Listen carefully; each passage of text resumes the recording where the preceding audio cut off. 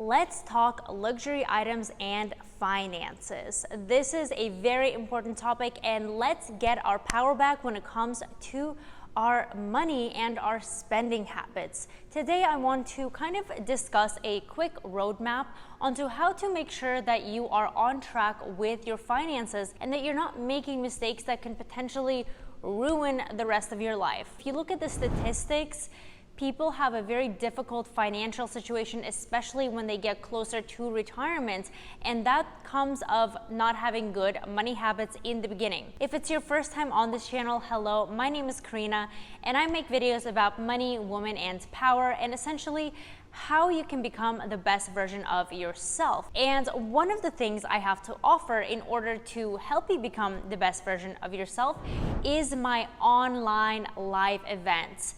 The Secrets to a $1 Million Woman, how to become one, how to become a woman of high caliber, where we discuss everything from our appearance to networking to finances and business, all of the above, all of the secret weapons that we women need to have. And if you want to register for that event at an early bird price, you can go to intoamillionlady.com/live. So first I want to share a little example of these things I found when I was just kind of browsing.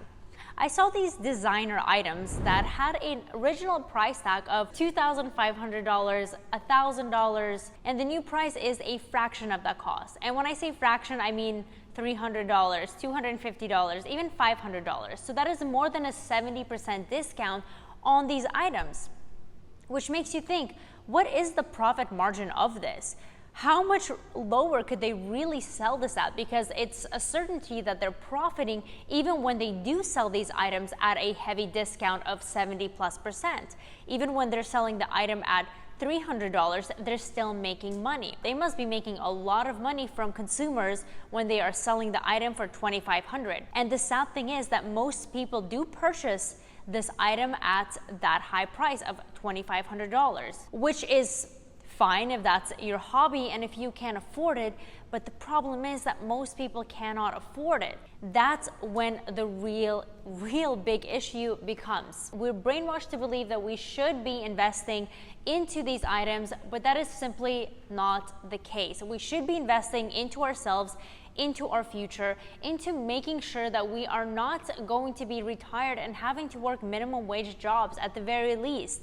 Or if you're really smart with it, setting yourself up for financial success completely. It's not how many Chanel bags you have in your closet. It's not how many luxury shoes you have in your closet either, or how many expensive price tags. That's actually a poor man's mentality. I want you to take a look at your credit score. That's the first thing. No matter what age you are, I know I have a younger audience and an older audience, and you see people going and evolving through these steps. Some people have a difficult time with certain aspects of these 4 things I'm gonna discuss, and that's okay. I've seen people completely change their credit score from something horrible to a good credit score and get rid of their debt because of their kind of prioritization of what's important and saying goodbye to things that were in their past and really maturing. So our credit score should be high, okay? If you can't get it into the excellent, that's okay, but you just don't want it to be low and you want to do everything in order to improve it. If you want to try to get any type of loan, or if you are getting a car or a house or an apartment, your credit score, they're going to run it. And if it's a high one, if you're trying to get a loan to purchase something, they're gonna give you the loan, but they're gonna give you a very high interest on that. So instead of just paying for the item you're trying to purchase, the house, the car, you're now going to have to pay a really large percentage on top of that. Check your credit score, because the higher it is, the more loans you will get, and at a lower percentage, which is good for large purchases. The second thing to really wholeheartedly avoid is credit card debt. This is a huge problem, especially where I live, the United States of America. People have huge consumer debt. It's mostly not even on kind of things that are necessary to life. I understand people have conditions, perhaps a medical condition, or really just an unfortunate event that happened that requires them to get into debt. The tragic problem becomes is when they get themselves into debt, over consumer goods, such as these luxury items or really trinkety things that go out of style. And again, that percentage that they're paying on top of that, of the interest, is quite high, because usually they have poor credit score as well, because they're unable to pay off their credit cards. So it's this negative feedback loop. So you want to make sure that if you are in credit card debt, then you really reevaluate your spending habits and you put a halt to, I don't need these things, I need financial security. And many people might not think of this as a serious topic, especially in their younger years, but it really traumatizes a lot of people later in life, because they see that this feedback loop just does not end. The bills just keep racking up, the interest is so high, and when they're actually making the bare minimum payment on their credit card, all they're doing is paying off the interest. So they're never actually getting to the lump sum of their actual debt. So that's the starter steps. Hopefully you don't have any of that. If you do, that's okay. That's why we are here. We are here to evolve and to improve. So the next step is having a savings account. This is an emergency fund, so you reduce your stress levels. I say this analogy because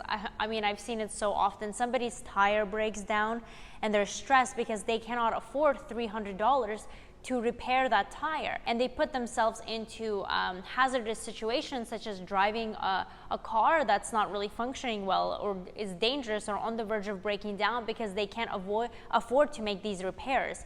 So that's when it becomes even more dangerous, because you are putting your precious self in danger. Having a savings account for a rainy day, an untouchable one, is just a really smart thing to do. That, you know, this is not a savings account for whenever you want a new dress.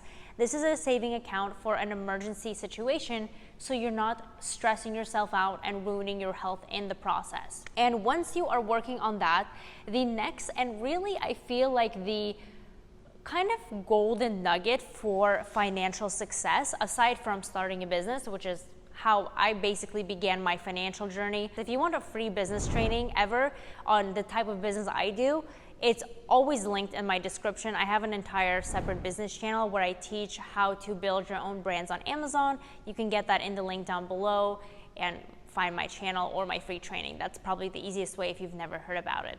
But the last thing that should be kind of the goal is investments. Now, it sounds like a scary term that, you know, you have to be really, really educated and know so much about it, but it is ultimately the level you want to get to. Investing into stocks, and not in hopes of kind of making a quick dollar, because that's not how it works. It's a long-term process where you are essentially making money above the inflation rate that's happening every single year. So you're able to maybe collect dividends and hopefully some capital gains. And the more you invest, the more that compounds in the future and the more money you make. It's a little bit too much to explain into one single video.